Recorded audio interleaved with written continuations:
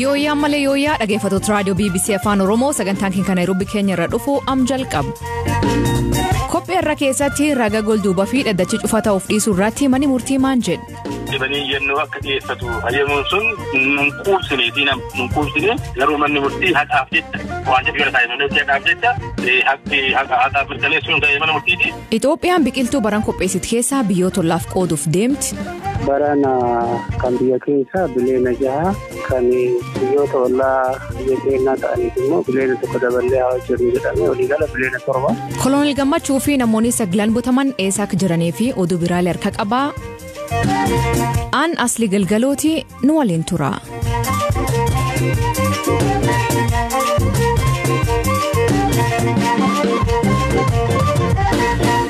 Dhaggeeffattoota nuti jalqabaanii baqattoonni naannoo Tigraay irraa gara Suudaanii baqachuun Baaktuun Ebda jedhamu qubatan sababa bubbee hamaa fi daawwan isaanii jala diigamee raasatti hafuu himachaa turan.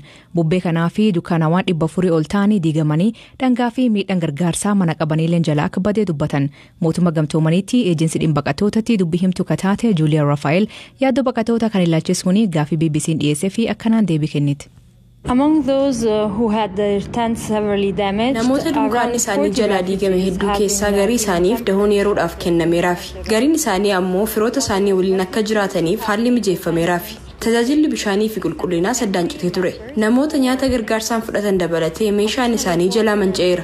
UNHCR fi michoonni isaa biroon rakkoo baqattootaa kana mudateef deebii kennaniiru. Sadarkaan miidhaa qaqqabe kanaa hagam akka ta'e qorachuudhaan meeshaalee fi tajaajilawwan baqattoonni kun itti fayyadaman qorachuun deebiin atattamaa kennameera.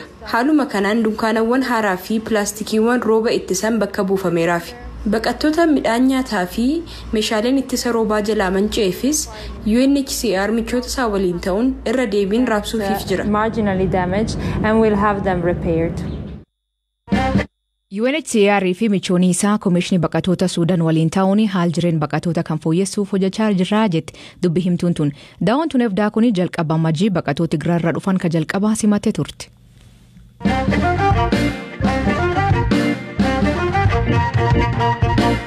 Galme himato boja warfarraatti oliyyannoo abbaan alangaa ragaleen kiyyaa golduuba fi dhaddachi cufaa naafa ta'u jedhu irratti manni murtii waliigala federaalaa sabab kan jedhee fi ragaa dhiyeeffatu ajaji. Abbaan alangaa eegee erbijaa manni murtii oliyyannoo iyyat kan kuffiseen booda man murtii waliigalaatti oliyyat. Abukatoowwan boja warfaanii murtee martii waliigala federaalaa kana hin koomatan. Waayilii keenya Abtaamuu Xibaabuu abukatoowwan himatamtoota galme boja warfaa Muhammed keessa tokko ta'anii obbo Muhammed Jimmaa dubbis. Abbaan alangaa aangoon kiyya jechaa waan jiruu fi gaditti sababa dhiyeeffachuuf hin qabne islaamanni murtii gadiillee haqaaf jecha ragaa dhiyeeffachuuf jechuun irra ture. Kanaaf kun sirrii waa ta'uu godha waan ta'eef abbaa alangaa mana murtii olaanaatti deebee iyyannoo gaafa duraa ragaan kiyya heddumaa isaanii hin beekamnee fi adda cufannaa haa dhagahamuu jedhe san sirreessee akka dhiyeeffatu ragaadhaan deeggaree san booda manni murtii olaanaa dhimmi kun adda cufaa yookiin ammoo ragoonni heddumaa isaanii hin beekamne gara dhagamuu qabamuu hin qabanne waan jedhu manni murtii olaanaa irra deebi'ee ilaalee haa murteessuu waan jedhuudhaan murteessa walii galatti. Amma abbaan alangaa ragaa yaadheessu kan jedhame yaaddoo nageenyaa jiru moo ragaa akkamiiti isa sirriitti naaf ibsaame ragaa akkamii dhiyeessa amma abbaan alangaa kana booda. Mirga lamaanii wal qabata. Gama tokkoon ragoonni sababa ragaa bahaniif rakkoon raga'uun qabaatu jireenyi isaanii yookiin ammoo lubbuun isaanii yookiin lubbuun maxxan qabeen isaanii rakkoon ga'uu hin qabaatu ka jedhu qaba seerri jecha. Gama biraatiin ammoo namni himatame tokko mirgi isaa dhiibamuu hin qabu waan jedhu qaba. Mirga isaa keessattuu dhaddachaa sanatti dhimmi isaa laallamuu fi akkasumas ragoota isarra dhiyaatan kana dursee beekuufillee jecha dursee beekuufillee gaafas illee isarra dhagaamsa koo ta'anii nama ragaa irratti ba'uusan argee gaafii gaafachuuf mirga qaba. Kana haala addaatiin yoo ta'e manni murtii daangessoo akka danda'u jalatti himamee jira jecha. Abbaa alangaa amma sababa addaa dhaddachi naa haa cufamuu jedhuuf sababa addaa ragoonni keenya eenyummaan isaanii utuu mirkanaa'in utuu hin beekamin garajaa duuba ta'anii ittiin naa dhagamuu qaban jedhu yoo qabaate sababa isaa jecha.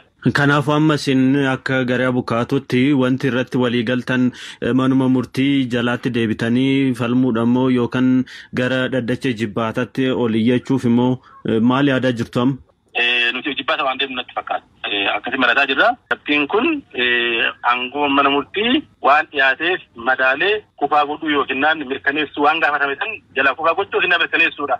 Gahee mana murtii malee waan dhiyaateef madaalee gahaan taane eegatta malee booda dhibanii yennoo akka dhiyeeffatu hayyamuun sun nun quubsineetii nama. Dhimmummaan ijoon falmiitu amma kaan mootummaan godhuu danda'a akka barbaadetti ragaa ba'ee hangaruu mana murtiitiin wal qabatu addacha cufuu fi magaalaa jedhu dhagaamu wal qabateeti mana murtiitiin murteessuu danda'amoo abbaa alangaatti murteessuu qabaadha kan jedhudha. Ijoon falmii guddaan jechuudha. Kanarratti manni murtii abbaa alangaa yennaa dhiyeeffata mana murtiitiin ilaalee murteessuu qabaata.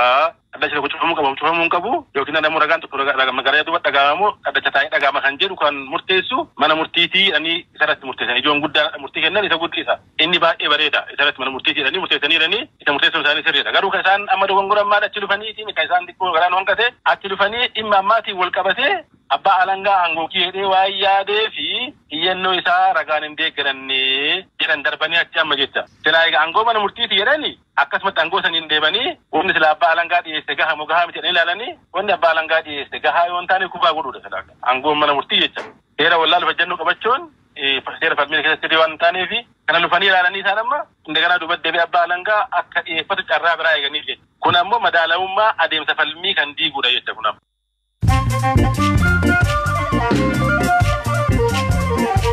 Dhaggeeffattoonni amma duga gabaaboo addunyaa isanii dhiyeessaa jalqabaanii mootummaan Ispeen godaantota 5,000 fi 600 kan Morookoo irraa biyyatti seenee deebisu ibse. Torbaan kana godaantota 8,000 Morookoo irraa seeralaan Ispeen seenee jedhu poolisiin. Godaantota hedduun barbaaduuf hojii fi Ispeen deemtii jedhan. Hoogganooti fayyaa Malaawii talaalii kooronaavaayirasii kan hammaate 19,000 fi 610 gube. Talaalii hammaatu gubuun lammiilee isaanii amansiisuu jedhan. Malaawiin biyya duraa kan talaalii hammaatu gubuu beekama gooti. Abbaan alangaa New York dhaabbata Trump irratti qorannoo yakkaa taasisaa jira jedhu. Dubbi himtuun abbaa alangaa olaanaa qorannoon tun siviilii irraa gara yakkaatti geeddaramuu malee maaliif akka ta'e hin himne. Maddii faayinaansii Trump adoonni garangootiin dhufanii qoratamuu jalqabee jetti. Keenyatti Mada Koomeen dubartii duraanii haadha seera olaantuu ta'uun muudamte. Pireezidantiin Keenyaa Uhuru Keenyaataan ar muudamisii mirkaneesse. Muudamisii yeroo hariiroon abbootii seeratii fi bulchiinsi biyya hamaa dhufe. Pireezidantiin France Emmanuel Macron hariiroo biyya isaatiif Ruwaandaa cimsuu fi dhumjii kana gara Ruwaandaa imaluu ibse.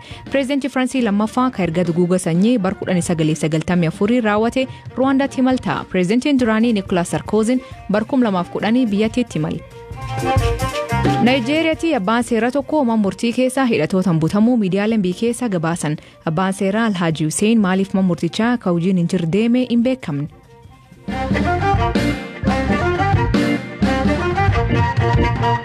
Kolonel Gammachoo ayyaana dabalatee namoonni 9 kan eegimanii murtii akka gadhiifaman ajajbutaman eessa akka jiran agammaa hin beekamne jedha bukatoon isaanii. Mani murtii olaanaa federaalaa dhaddachi lidaataa wiixas dabree namoota galmee kisii qixxummaa jalaatti himataman Kolonel Gammachoo ayyaana dabalatee namoonni 12 bilisan akka gadhiifaman ajaje ture. Isaan keessaa namoonni 3 sabab dogongor maqaatiin adoo gad hin dhiifamne qaalitti tafan. Bukatoon isaanii obbo Tuulii Baay'isaa haal ture akkanaan hima. Kaleessa gara waarii booda gara akka lakkoofsa biyya kanaatti gara sa'aatii 11tti hin ba'u jedhanii eegamaa tureen. Yeroo isaanii gadi bahanii dursaniidhuma humni hidhatee humni mootummaa hidhatee kan poolisii federaalaa fi kan biraa kan nu hin beekne wal makatee naannoo sana humni guddaa ture. Yoo isaan bahuudhaa gara balbalaatti dhufan achumaatti balbaluma irratti osoo isaan gadi hin bahin achuma humnaan fudhatanii nuunis achi nu ari'anii gara isaan ittiin deeman hin beeknu kan jedhudha maatiin kan nu himanii. Bukaatonni ta'e maatii ta'e eenyu ta'e namni tokko namni kana beeku hin jiru poolisii warra qabee fi waaqa yoo ta'e malee namni kana beekuu danda'u hin jiru. Bukaatota keenya wajjin mari'achaa jirra maatii wajjinis kana walgeenyee mari'annee tarkaanfii seeraa gara fuulduraatti maal gochuu qabna gara miti jechuu qabna kan jiru kana bukaatota wajjin mari'annee kan itti deemnu ta'a malee hanga ammaatti namuu wanti isaa waan dalgalutti galeef hanga ammaatti wanti murteessine jiru. Dhimkan irratti ka dubbifnee itaanan abbaa alangaa waliigala federaalaa obbo Fiqaaduu Tsaggaa namoonni kunneen poolisii federaalaatiin akka hin to'atamne mirkaneeffannee jedhu. Koloneel Gammachuun poolisii federaalaa hin jiru. Poolisii Finfinnee garuu kutaalee magaalaa 10 waan qabuuf tokko isaanii hubachuun rakkisa. Poolisiin federaalaa garuu bakka tokko jira. Isaan garuu nuti gonkumaa hin qabne jedhaniiru. Tokkoffaa ajaja mana murtii kan kabachiisu mana murtii ofiidhuma isaati. Ajaji mana murtii kan hin kabajamne yoo ta'e adeemsi seeraan jira. Abukaatonni mana murtii ajaja kenne kabachiisuu waan danda'uuf isarratti hojjechuudha. Lammaffaan immoo qorannoon akka qulqullaa'u idileedhaan gara dhaabbata keenya dhufanii iyyachuu danda'u. Aangoosaa qixa sirriin taaneen fayyadamee namni gocha kana raawwate jira jedhanii kan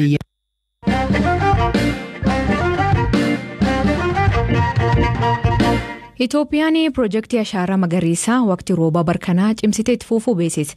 Kalee ministeerri muummee Itoophiyaa Abiy Ahmed bakka argamanitti karoora barkanaa ifaatti jalqabsiisee ture. Karoora barkanaa fi qabamee bal'inaan kan ibsan ministeerri qonnaa obbo Umar Hassan Biraanuu Gammachuu dubbise. Barana kan biyya keessaa bileena jaha kan biyyoota ollaa biyya keenyaa ta'aniif immoo bileena tokko daballee haa hojjennu jedhamee waliigala bileena 7. Baroota darban irraa wanti barattanii baran argitan maaltu jira? Wanni barame tokkoffaa hawaasni yoo waa isa fayyadu akka waliigalaatti qabattee dhufte ta'e garaagarummaa siyaasaa amantii waa baay'ee biyya keessatti ibin siyaasaan illee jiru otoo isa hin qabne waan isa fayyadu irratti namni waliin dhaabatee akka inni hojjechuu danda'u hirmaachuu akka inni danda'u waa baay'ee irraa barre. Akka barnoota biraatti immoo kan laalle dhaabuu booda kunuunsi jiru baay'ee murteessaa akka ta'e hanbarre kan dhaabate keessaa kan qabachaa ture baay'ee xinnaa ture 72 hin caalu baay'ee xinnaadha. Baran immoo gara 87tti ol guddate hani dhaabate keessaa han qabate. Kun waa lamarraa tokko hawaasni adadumaan barnoonni isaa dabalaa akkaataan itti dhaabullee teeknikni isaa guutuu ta'uusaa hubachaa yoo dhufu hansilaa badu xiqqaachaati kan inni dhufu kuni baay'ee irraa barre isarraa kaaneenullee maanuwaala garaagaraa qopheessine namni yoo dhaabu akkamitti dhaaba erga dhaabe booda akkamitti kunuunsa odoon dhaabin dura immoo qophiin inni gochuu isarra jiraatu maali kan jedhu maanuwaala qopheessine isarratti leenjii haga gadii kennine haga ganda isaa bu'uura godhatee waa baay'ee fooyya'uu danda'ee jira. Biliyoona 7 qophaa'ee jira. Biliyoona 7 kana keessaa immoo biyyoota ollaafillee akka qooddantii himama. Mee isa kana irratti waliigaltee jira moo karooruma biyyi sun qabattedha? Biyya ollaa kamiif kennitu? Biyyoonni ollaa karoorfamees biyyoota biyya kanaaf ollaa ta'an hundumaa fi haa ta'u malee kana durallee kan jalqabame jira. Fakkeenyaaf Jibuutii wajjin jalqabamee marsaa kanallee kennamee jira.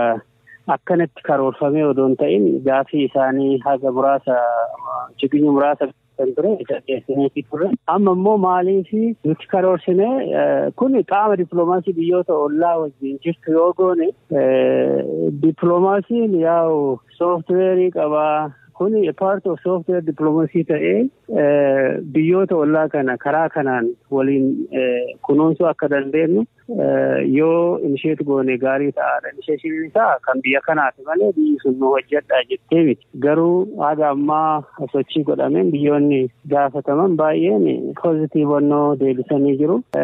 Ammarraa kaasee jara wajjin karaa haajaa dhaalaa waliin hojjetamee kilaayimeetii wal fakkaaturra bakkee jiramutti fakkeenyaaf Keeniyaa fudhatte yoo walii galamee sadarkaa kennuurra gahamee booranni gamana jiru ka gama jiru kilaayimeetii isaa wal fakkaataa kana bakka kilaayimeetiin isaa wal fakkaaturratti akka dhaabatuu danda'u. Kana yoo goone akka biyyaatti illee wanna yaannee fi akka ollaatti illee wanni yaanne kun jajjabaachaa biyyoonni kun wal qabatanii yaada akka addunyaatti illee yaaddoo ta'e kana waliin hojjechuu danda'anii kaka'umsa jedhuun kan biyya kanarraa ta'e. Dhaggeeffattoonni oduu xumuraatiin ministeerri muummee Israa'el Benjamin Netanyahuun hagnagaaf tasgabbiin uumamtuutti opereeshinii Gaazaa hin dhiifnu jedhe. Duraanii pireezidantiin Ameerikaa Joe Bideniin biyyooti tun lamaanii nagaa akka buuftu gaafachaa ture. Garuu waraanni kun akka dhaabamu hin jiru. Dhaggeeffattoonni sagantaan keenya galgala kanaa ganumaa nu eeggatanii dhaggeeffachuu keessaniif ulfaadha isaniin jedha. Mammaasii galgala kanaa namidha nyaacha qabu bisaan dhugeen lakkisuu jedha. Hiikaan isaa isan biraatti maanii koomentii keessan nu beeksisa.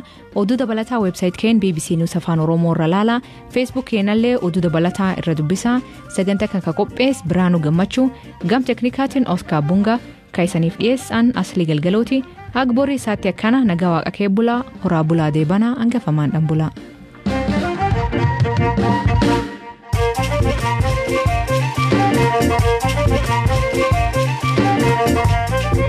Thank you.